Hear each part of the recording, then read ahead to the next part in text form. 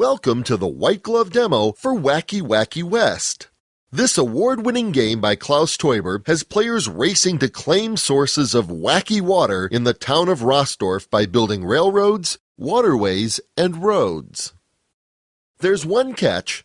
Town Charter Amendment Number 5 states no landholder may move or remove any outhouse without a majority vote of the town's citizens. Glover is going to love building railroads and crushing buildings. Where is Glover? Glover? Glover, I told you to go before we started filming. You're just going to have to wait until we're done. This is the town of Rossdorf. There are 6 types of buildings and more than enough outhouses for everyone. For now. Each player is secretly protecting 5 buildings of one type. At the end of the game, after nearly everything is destroyed, the player with the highest point value of buildings wins. To begin, shuffle the 6 goal cards and deal 1 out to each player. That card shows the type of building the player will have to protect to win. Wacky Wacky West is a game for 2 to 4 players, so some of the buildings will not be protected. Glover, which card did you draw? Well then, Glover, you want to make sure that there are jails left at the end of the game. Each player also gets a stack of 8 vote cards. The backs of the cards have a number showing which player they belong to. Each player is dealt a selection of single, double, and triple tiles, placed face up so everyone can see. All double and triple tiles have a start edge and an ending field. At the beginning of the game, work gangs are placed on each corner of the board. Starting with the youngest player, everyone takes turns placing tiles. The starting edge of a tile must be placed next to a work gang pawn atop a square of the same type. The work gang then moves to the end field of the new tile. You can crush buildings in squares without a problem. Hope you weren't planning on shopping at that general store, Glover. But if you want to destroy an outhouse, you need to win a town vote. To vote on whether an outhouse can be demolished, each player has a selection of vote cards. A card counts as a number of yes votes equal to the number of plus signs on the card, or a number of no votes equal to the number of minus signs on the card.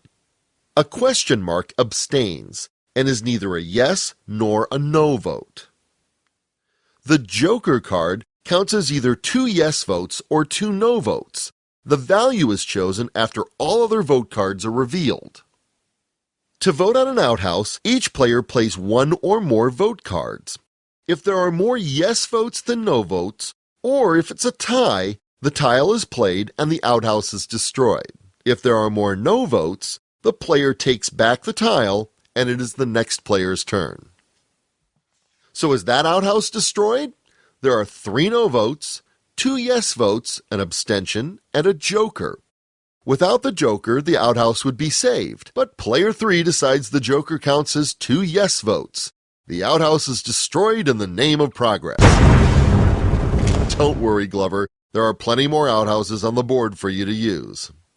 All yes votes, no votes, and jokers used in a vote are removed from play.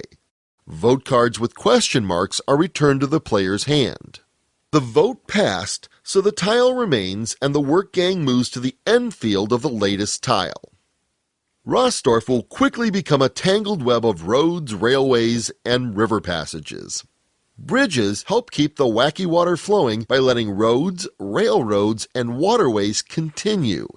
This railroad can keep going in 3 directions. The rail can continue to the north. The rail can turn south and destroy this saloon. The rail can also pass under this road bridge and continue on the other side of the bridge. If there are no more legal moves on a path, the work gang on that path is taken off the board for a well-deserved rest. This road can continue in 3 directions. The road can continue north if the townsfolk vote to level the outhouse. The road can continue south, passing under the waterway bridge. A single road tile can also be placed to the west. If a road tile is placed here, the street is completed. No more street tiles can be played as no legal plays remain. That work gang is removed from the board. Players continue placing tiles until all of the tiles have been played, or no legal moves remain.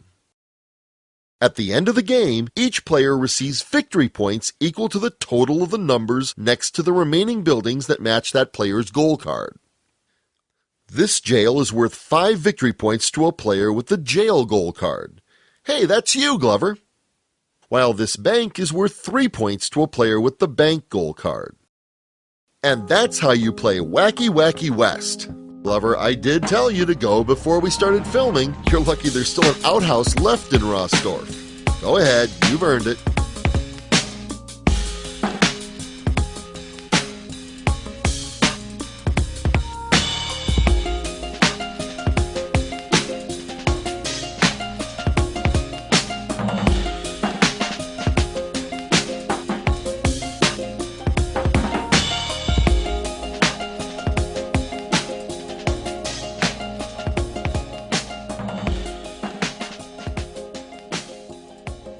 Feeling better, Glover?